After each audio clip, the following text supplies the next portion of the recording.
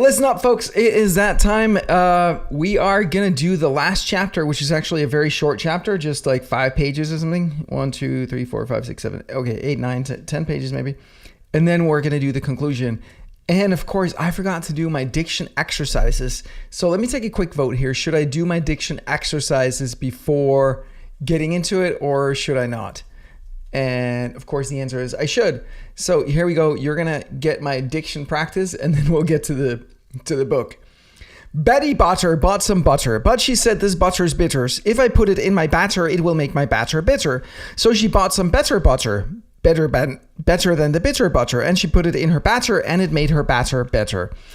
Red leather, yellow leather, yellow leather, yellow leather, lime leather, lime leather, lavender leather. Good blood, bad blood, good blood, bad blood, good blood, bad blood. That's pretty easy.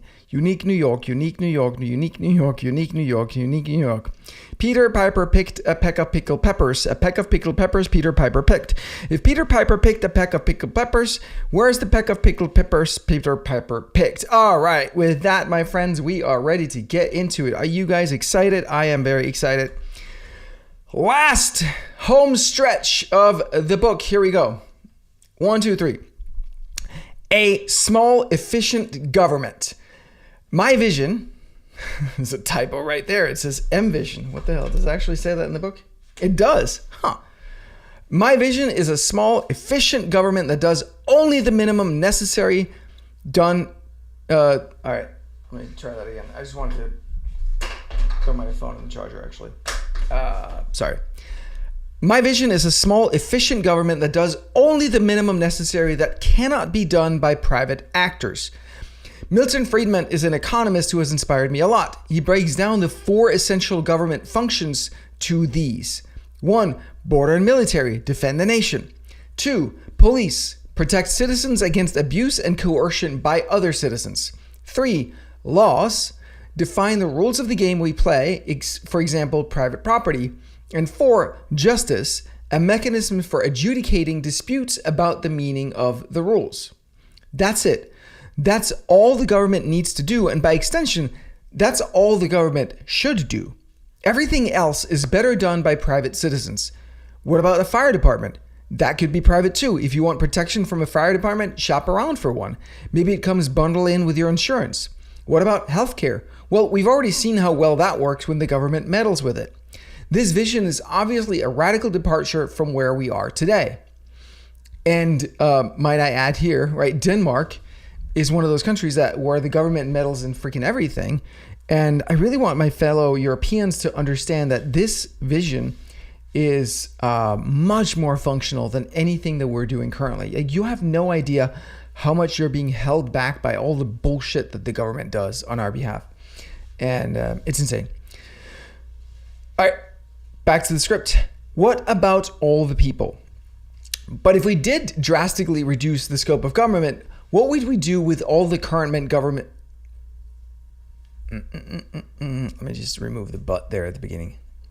If we did drastically reduce the scope of government, what would we do with all the current government employees, contractors, and welfare recipients? Great question. We'd obviously need to have a transition period. We wouldn't want to just dump them on the street. That would be inhumane. I think for a large number of them, just continuing to pay them a decent salary, but having them stop doing any work would be a major improvement for everyone. That's always an option. This is not an indictment of them. It's an indictment of the system they're operating within. Remember, same people, different operating system, vastly different results. But I also believe that people want to be useful. So let's help them find good jobs or start businesses. But this doesn't have to be something the government does. This doesn't have to be something the government does. With all the money that citizens would get to keep, I bet a bunch of citizens would be happy to contribute to organize that. No. With all the money that citizens would get to keep, I bet a bunch of them. With all the money that citizens would get to keep, I bet a bunch of them would be happy to contribute to organizations that did coaching or job training to help former government employees and welfare recipients get going. And all of the extra money in people's pockets and all the reductions in regulation would unleash a wave of innovation, entrepreneurship, productivity improvements, additional demand that would create so many new jobs that I believe most would quickly find something new to do.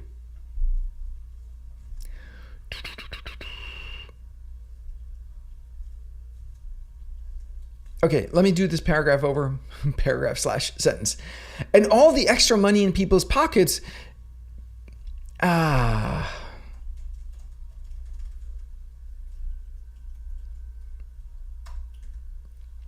all the extra money in people's pockets, combined with all the reduction in regulations, would unleash a wave of innovation, entrepreneurship, productivity improvements, and additional demand that would create so many new jobs that I believe most would quickly find something new to do.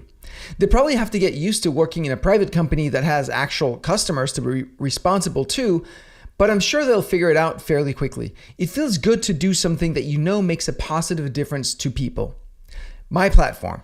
If I were running for office, this is the platform I'd run on. My vision for politics is to create a well-reasoned, logical, practical, simple set of guidelines for how to govern a city, state, or nation, and open source it. Any society that wants to adopt it in whole or part is welcome to. Just like an open source project, we can share our experiences and submit patches, i.e. proposed updates, to the source document. And if it's agreed that the update is generally valid, then the source document may be updated. The idea is to derive from a clearly outlined set of values and then logically arrive at each element. And each element will have to be validated by reality, including their second, third, and fourth order consequences and beyond. The goal is to arrive at something that's simple, clear, and sound and will stand the test of time, like the US Constitution has. The platform. I'm just going to present a very rough list of bullet points to give you an idea. You may disagree with some of these principles, and that's okay. This is precisely the kind of conversation that we need to have. Immigration policy. It is not our job to solve problems in other countries. It is our job to not make problems in other countries or our own. It is our job to not make problems in other countries or our own.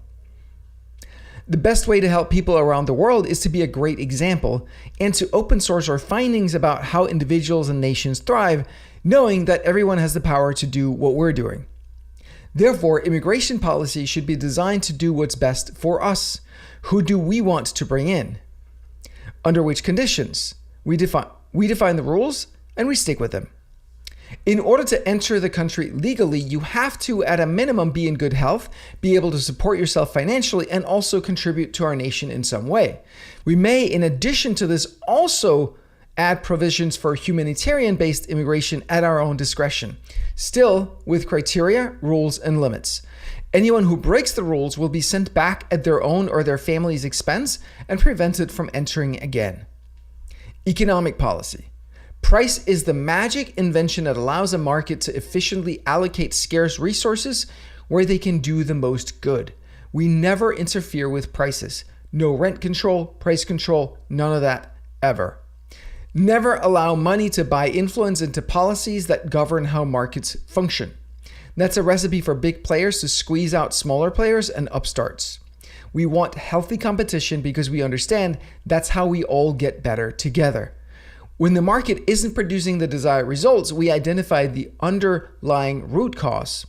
When the market isn't producing the desired results, we identify the underlying root cause and solve that. Have we inadvertently put too many restrictions on innovation or competition, for example?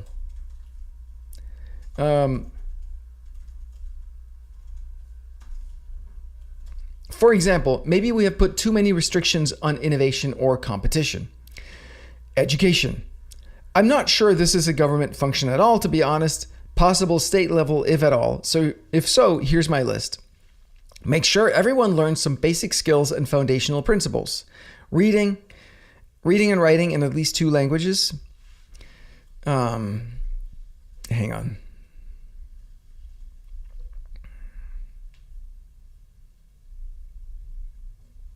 All right.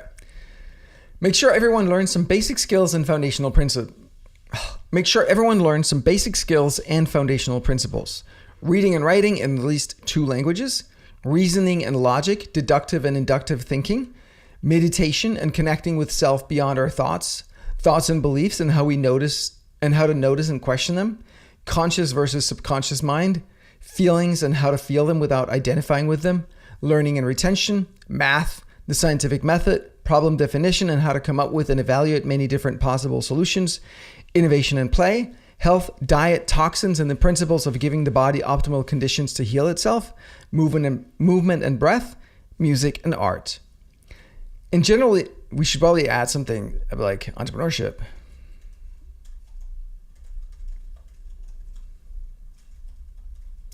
Entrepreneurship and business, economics. Hang on. It's getting too damn hot in here in the summer. And I don't want to turn on the AC because the AC makes a lot of noise. All right, here we go. In general, we want to instill the joy of learning and growth, not kill it. All government mandated education listed above is offered to everyone, child or adult. All government mandated education listed above is offered to everyone, child or adult, via a voucher that you can use to purchase education with any provider that's been licensed to teach based on the principles laid out. You will have lifetime access to whatever you purchase, including updates. Outside of the basics, trust the market to create lots of other educational products and services so people can learn whatever they want, whenever they want, however they want. Science. We will encourage and possibly conduct for taxpayer dollars foundational scientific research into what creates the optimal life of health, love, and prosperity. What type of diet is ideal based on whatever criteria determine your ideal diet? What about movement and exercise?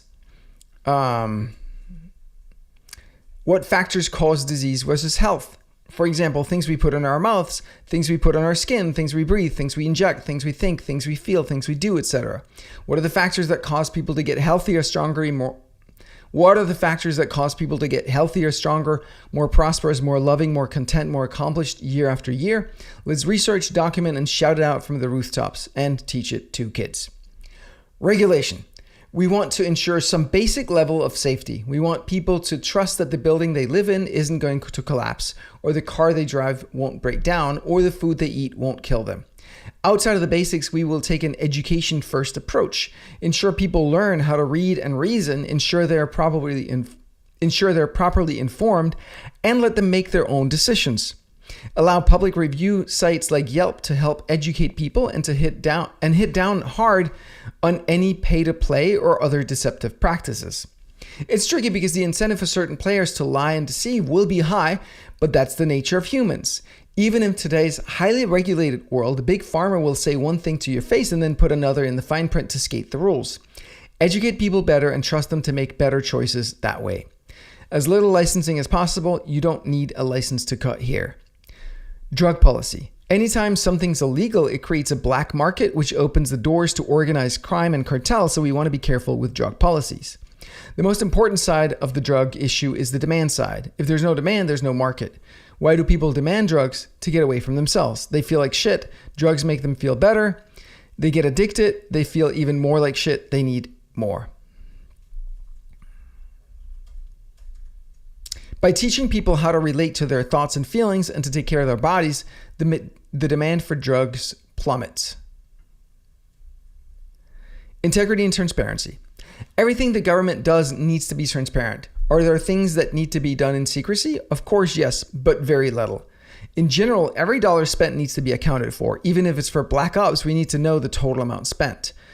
Use blockchain and Bitcoin to track all the money that flows through the government. Where does it come from and where does it go? The public blockchain will tell you. Crowdsource research into where the money is going, how we can allocate it more efficiently, and where there's evidence of fraud or bribery. If you're a government employee or contractor or subcontractor and you withhold, obfuscate, or destroy evidence intentionally or accidentally, that's instant jail time. Fuck around and find out. Legislation and policymaking. Every policy needs to have a clearly stated and measurable problem definition and intended outcome, which needs to be agreed upon first. What's the real problem and what's the outcome we'd like to see instead? Each proposal needs to address a single issue and a single issue only, except if there's an obvious reason to put them together, i.e. the same solution knocks out multiple problems. Even so, we still want to be clear about each problem separately.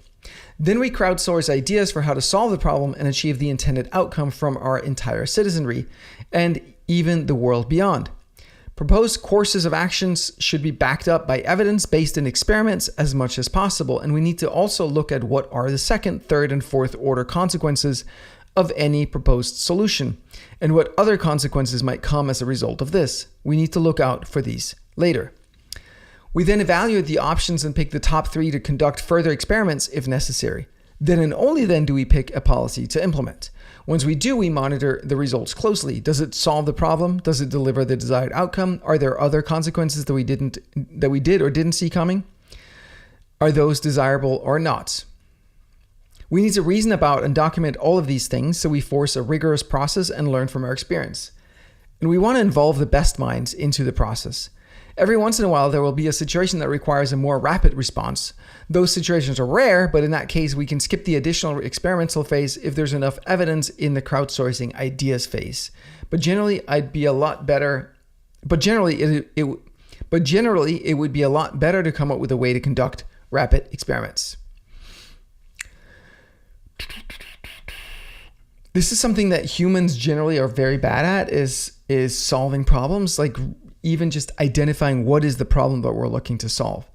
Most people, like 99+% people, will just jump straight into a solution to something because it feels good to do something, but they haven't actually figured out, is this the problem to solve? Is that actually the problem? They'll just want to do stuff. And the understanding of the problem we're trying to solve exactly is like so important, so critical. But people aren't wired that way. They're not taught that way. They're just like, do shit. All right. Environment. The principle is to account for externalities. You're not allowed to pollute. And if you do, you pay for it. If you can't pay because you went bankrupt, we'll have to clean up after you. Ban known toxins, and the government can help pay to remove toxins that we didn't know were toxins at the time, so they were used through no fault of whoever did it. Labor laws.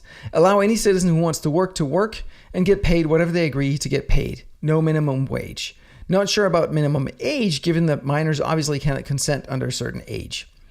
Poverty. Poverty is a matter of mindset and opportunity. Ensure everyone has equal opportunity and that basic productive mindset is taught in school. Taxes. Flat tax rate with a high deductible for everyone. No itemized deductions, period. Not sure about business taxes. Do companies get to take deductions? How are they taxed? I still have a lot to learn here. Any fines collected go to pay. Oh.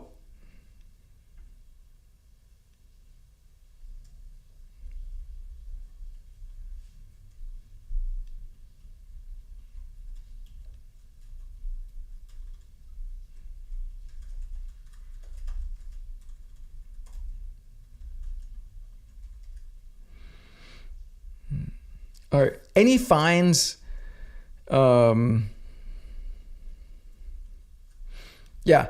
fines collected will go first to pay for the damage, then pay down the debt. Then the rest is given back to the citizens as an additional deduction the year after. We don't want fines to be a sneaky way for the government to raise more money. All right. That was the end of that chapter. It's not a little bit. Could use a little editing in that chapter, but hey, screw it. You know what? Actually, let me take a photo because the only photos I post is when I'm at the gym because I keep forgetting to post when I'm actually doing like stuff that's not at the gym. So here we go.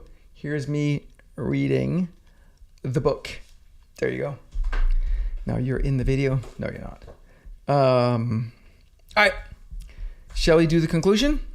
What do you guys say? 286. How long is the conclusion? Yeah. Let's do the conclusion. Let's go. Let me have a sip of my beverage here. All right. Conclusion. A new golden age is possible within our lifetime. It might take a couple decades or perhaps we're ready much sooner than that. There's a book, The Fourth Turning by William Strauss, which talks about the seasons that countries go through. Spring, summer, fall, and winter. It's based on the idea that strong men create good times create weak men create bad times, and bad times create strong men. America...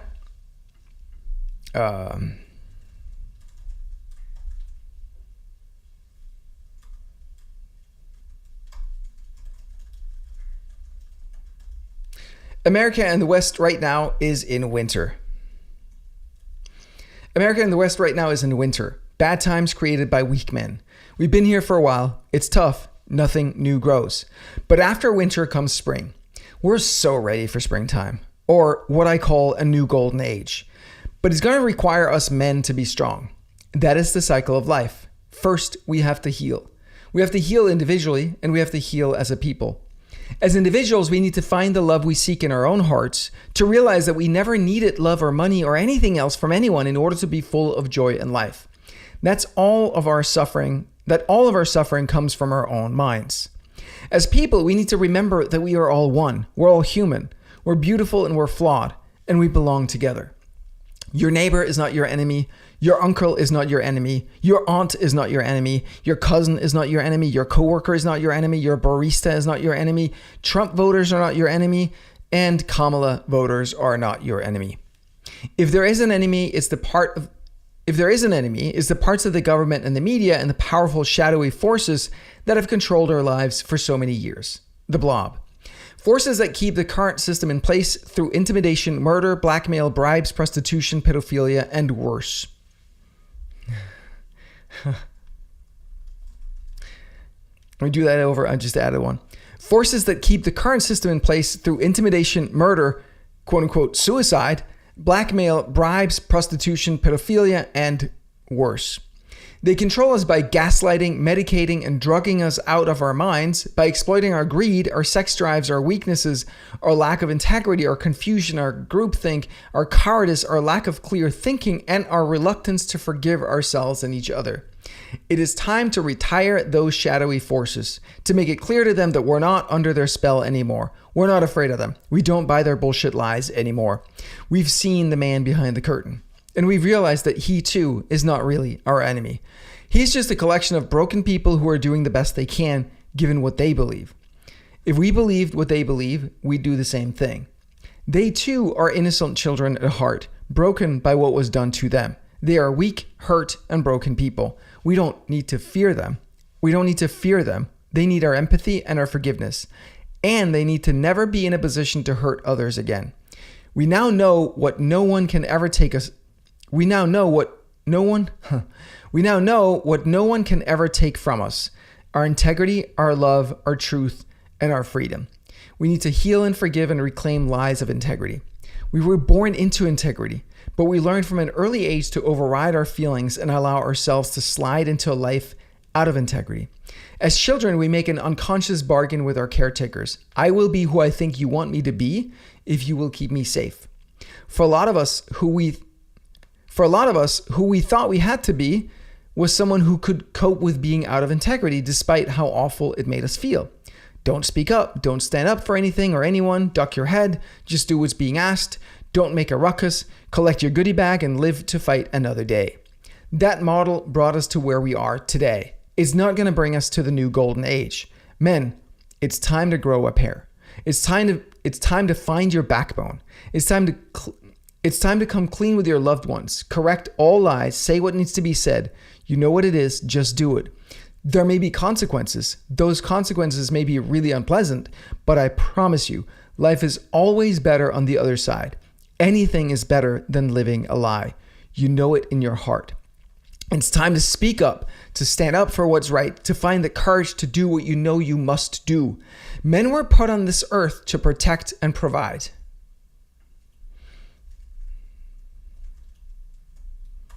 I'm going to add procreate there, actually. Men were put on this earth to procreate, protect, and provide. So men, let's do it.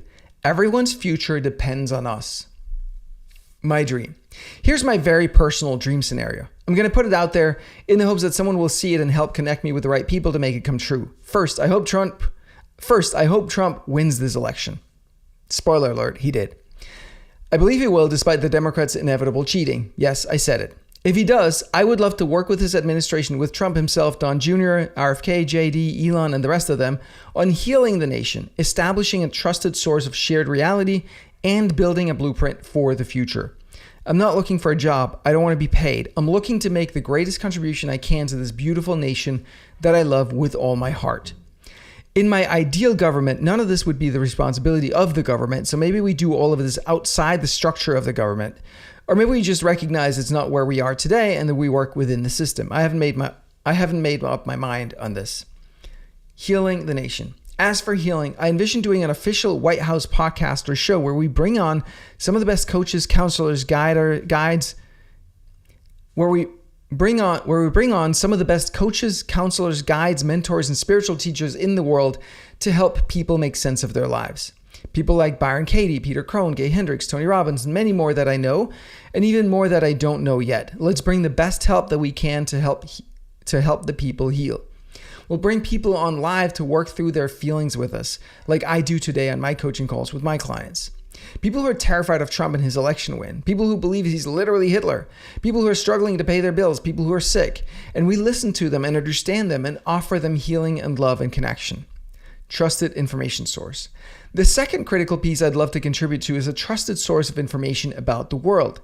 Similar to what Elizabeth and I are doing with our United We Talk podcast, we'd get sane people from across the political spectrum to look at the world together, and we'd hire researchers to investigate the details of claims from both sides to arrive at a shared set of facts and a narrative that most of us can agree on.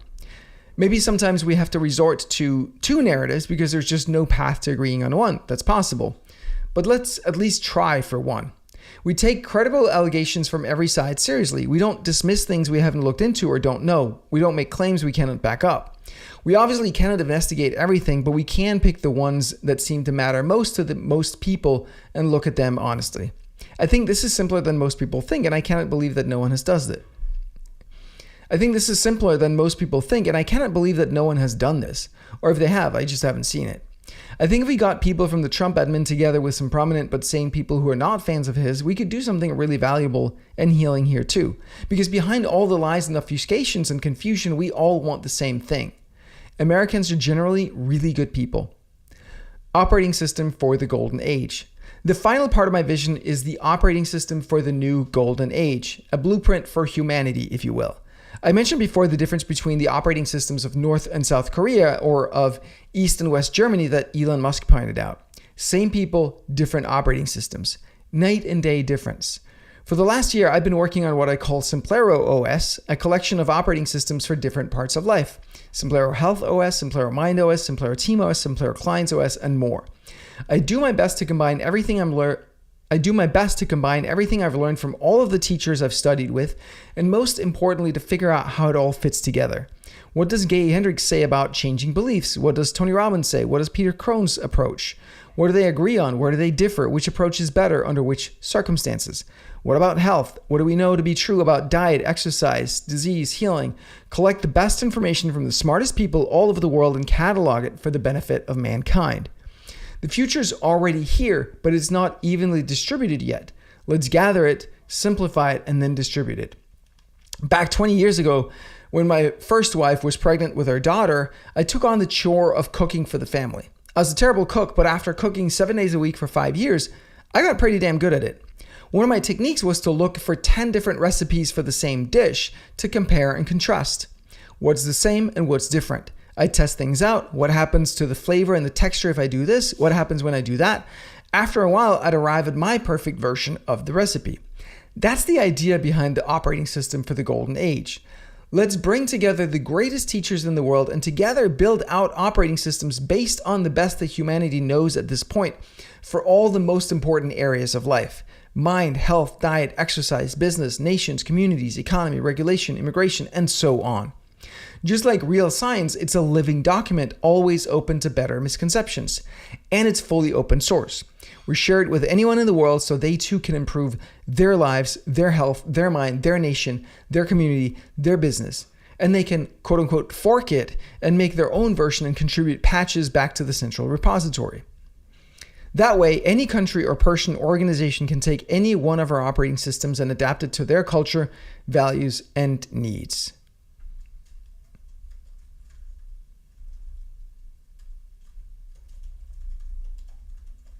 Yes, hang on, just making a comment here. All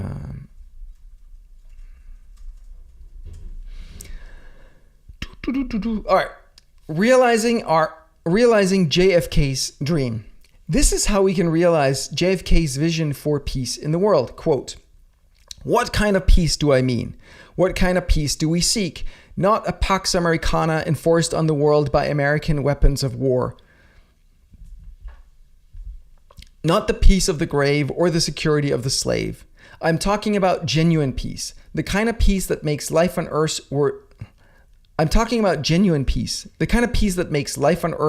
worth living, the kind that enables men and nations to grow and to hope and to build a better life for their children. Not merely peace for Americans, but peace for all men and women.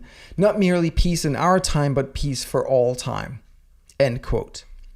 Let's stop meddling in other countries' businesses and instead inspire all men in all nations to rise to the call for freedom, power, and truth for the benefit of every man, woman, and child all over the world. Don't get me wrong, there will always be people who do bad deeds. I'm not naive about this, and they need to be restrained so they cannot cause harm to others. But I believe the vast majority of people on this planet want to live decent lives in good health, doing work they can be proud of, with people they enjoy being around, and sharing beautiful moments with their loved ones.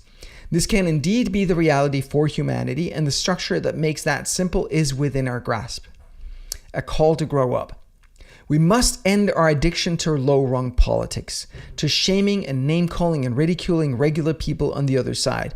We must make honest efforts to understand where they're coming from. Your neighbor, your family member, your coworker, they are not your enemies. We must end our addiction to victimhood, the desire to plug our umbilical cord in somewhere to stick our heads in the sand and hope that this madness blows over. Own your power to create your own life the way you want it. Question the beliefs that cause you stress and suffering. Calm your nervous system. Stop poisoning yourself with toxic food and drugs. Get enough sleep and exercise. Connect with yourself with spirit and with other people. Connect with yourself with spirit and with other people. Restore a sense of peace and ease. It's been a long time since most of us felt that. So much stress and fear all over. That is the first and most crucial step. If you're in stress, you're not fully functioning. When you're in fight or flight, your prefrontal cortex doesn't function properly. Your body cannot heal. Your life doesn't work. We're not designed to be stressed out all the time. It kills us. It makes the blob rake in the dough. At the same time, face reality. Face the truth about your life and how you've created your current reality, about what you want, what you need to do to get there, and what trajectory you're currently on. Face the truth about the world, what's really happening, who's pulling the strings, what's true and what's not true, what's knowable and what's not, what is really going on. Get curious, question, listen. As your nervous system calms down and your health improves, you'll have more capacity to do this.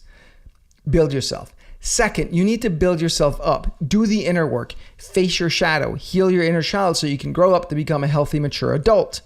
Build your physical strength and cardiac capacity. Develop your mind and your wisdom. Acquire new skills and knowledge. Develop the timeless qualities of self-discipline, humility, strength, courage, and integrity. The reason we're in this situation is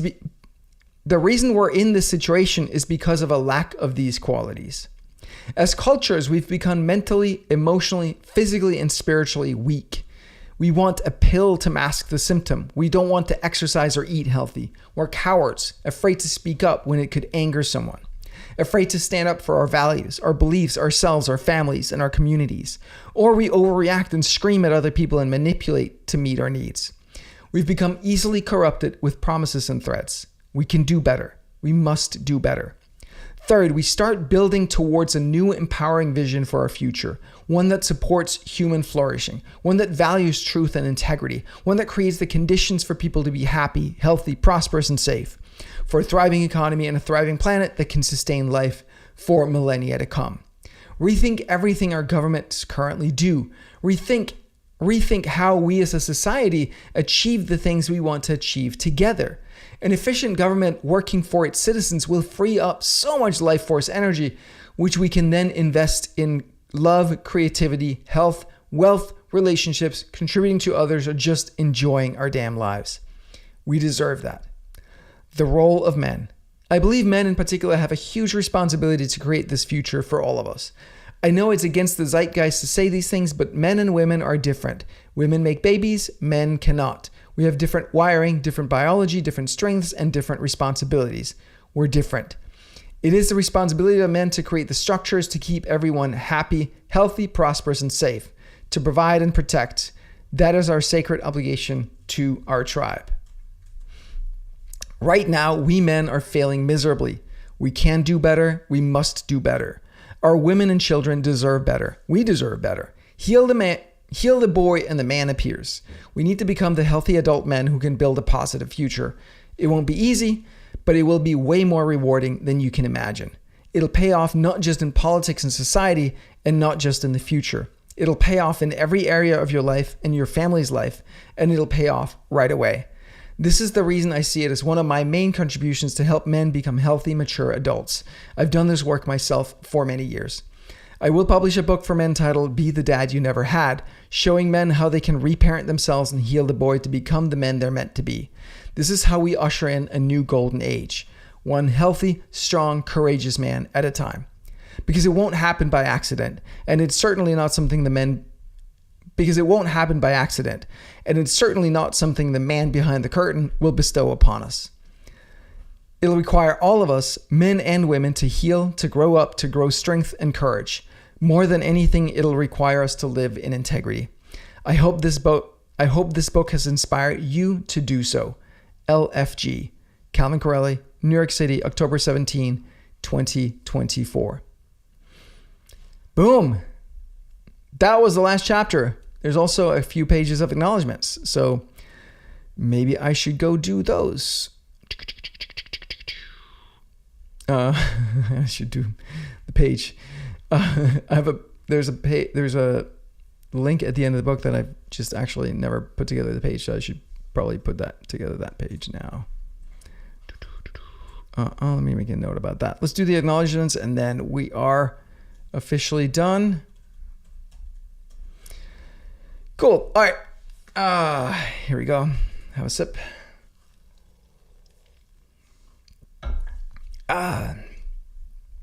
Okay.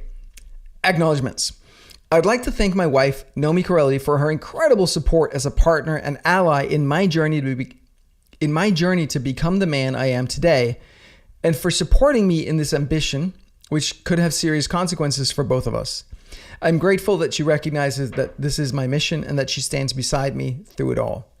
I also want to thank my incredible team at Simplero. I'm so blessed that I just realized sometimes I have to adjust this a little bit. There you go. Now you can see the logo. There you go. And I also want to thank my incredible team at Simplero. I'm so blessed that I can go AWOL and dedicate 2 to 3 weeks to a project like this, and everything just keeps humming right along.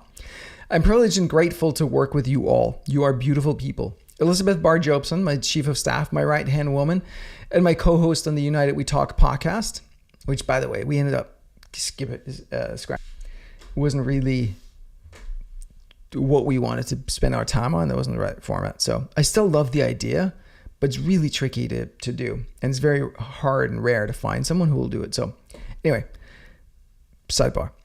She's been handling all the logistics of publishing the book, as well as making sure everything else at the company kept running smoothly while I gave all of my focus and attention to writing this book.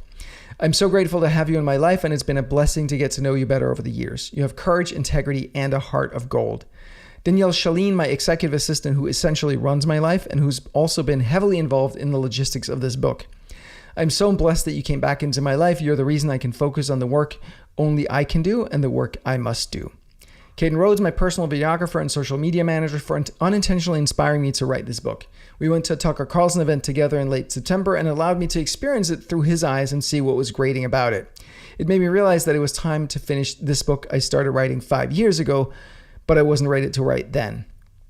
Diana Boniconti, who was my longest running team member and who witnessed firsthand my red pilling in 2017 and 2018. Diana, I appreciate you so much for your heart, loyalty, and integrity, and for the incredible team that you've built. To my engineers and product team for continuing to do incredible work and keep everything running smoothly when my entire focus is on writing this book. You really are the most impressive team in the industry, doing work that's superior to what other teams 10 times our size do. To my incredible support team for always making our members rave about how supported they feel. It's about so much more than answering questions fast and accurately. It's about love and connection, and you guys deliver day after day, even when you're getting slammed. And finally, to the rest of my admin team who keeps all the cogs running, so I rarely even have to think about any of them. I want to thank my parents, Annegrethe Pin and Torben Pin, for bringing me into this world, for giving me a safe environment to grow up in, for seeing my talent and supporting me in developing it, and for instilling good values in me. I remember an episode as a kid when we were practicing our golf swing at the practice range. My brother and I had found that we could gather the balls for practice without feeding money into the machine. My dad was calm and clear. I love how clever you are, boys, but that wouldn't be right. These people need to be paid for their work. I remember that moment vividly. It's not about doing what's expedient, it's about doing what's right. That's always stayed with me. Andrew Ethan Elliott Moensen, founder of Body SDS, is probably the one person, apart from my parents and my wife, to whom I owe the greatest debt for making me the man that I am. Andrew Ethan Elliott Moensen, founder of Body SDS, is probably the one person, apart from my parents and my wife, to whom I owe the greatest debt for making me the man that I am. I've been using Body SDS for 20 years and worked with Andrew personally for about 10. All of my biggest breakthroughs, my most impactful journeys into the depths of my own being were facilitated by Andrew and his body of work. His magic and his body of work is unparalleled. A big part of my mission is to bring Body SDS to America and the rest of the world so we can bring this deep, 100% natural healing to many more people. Pelle Gell, my mom's friend and surgeon who turned to psychotherapy, I owe you a debt of gratitude. You're one of the people who early on confirmed my suspicions about the medical industry, and you were the one I turned to for a referral when I, terrified and lonely and in suffering, decided to seek help from a psychotherapist. You've touched my heart more than you know. May you rest in peace. Bodhi Jeffries was my first spiritual teacher and the person who opened my eyes to the truth behind my conditioning. You'll always have a special place in my heart. Gay Hendricks is another man who has helped me find the person I am. We all have our true self buried underneath the false persona we create during childhood. I hired Gay for a one-on-one coaching in 2012 while I was living in India for a whopping $4,000 for 8 sessions. I hired Gay for one-on-one coaching in 2012 while I was living in India for a whopping $4,000 for 8 sessions. Yowza. That was a ton of money for me, but it was one of the best investments I've ever made, and it became the start of a lasting friendship. Gay, I'm incredibly grateful for everything you've taught me. Byron Katie's my favorite spiritual teacher. What she teaches is so simple and so irrefutable. I love when logic and spirituality merge right there at the tip of consciousness. I'm so grateful I got to do a podcast with her a few years back as I was grappling with how to be spiritual and not be bought into the Democrat dogma. Katie, you're a true light in the world. Peter Crone helped free me from a subtle guilt that had been driving me for 50 years. He's also helped make the spiritual truths I knew in my heart practical and easily understandable. Peter, your ability to speak in quotables is magnificent. Peter, your ability to speak in quotables is magnificent. Thank you for the work that you do. Tony Robbins, I've only talked to in person once, but I've been a student since I bought his CDs in the early 2000s. I learned a ton from him, and he's helped so many people through his decades of work. Dan Martell was my business coach for many years, and he's the one business coach I've followed that focuses on the full picture: team, health, family, and yes, money. He also is the reason I found Danielle, my executive assistant. When it comes to the world of politics, a few names are worth mentioning. Scott Adams has been a steady source of helpful frames on major issues. His X-Feed and his show have shaped my thinking. When I did a daily live stream 6 to 7 years ago, as I started to try and make sense of the world, I named my daily live stream in honor of his show. Mike Cernovich always provides analysis that is way ahead of others. I've learned so much about the real world from you. And his documentary Hoaxed helped me see the lies of the media. Thank you, Mike.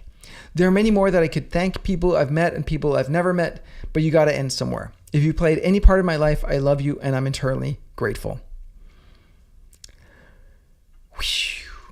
That's it. And then there's a page on the website where you can find more resources. I'm going to get that page up soon now. But this marks the end of 303 pages of reading the manuscript. So down from 304 and with a little bit of editing. Yeah, this is it. This is a book, guys. So grateful that you're here watching me do this live. This has been fun to hang with you guys. And now we're done. And now we can get on with other things. And yeah, share it with your friends. Go leave a review on Amazon. That would mean a ton to me if you would drop a review on Amazon. I can put a link in the... Oh, I can add links to this thing. How cool is that? There we go. So here... Oh, this goes on YouTube? Okay. Thought it'd go on other platforms too. Anyway, doesn't seem to. That's fine. View in the web browser. Okay. Can I do that? Get a copy of the book here. I should have put that in the description actually, shouldn't I? Edit post. I don't know how this works. I should have put links to the book in every post I've done here, but anyway, I didn't. That's fine. Figuring this out as we go. Cool. All right. Thank you so much for being here, for being part of this. Appreciate you. And I'll see you later. Bye.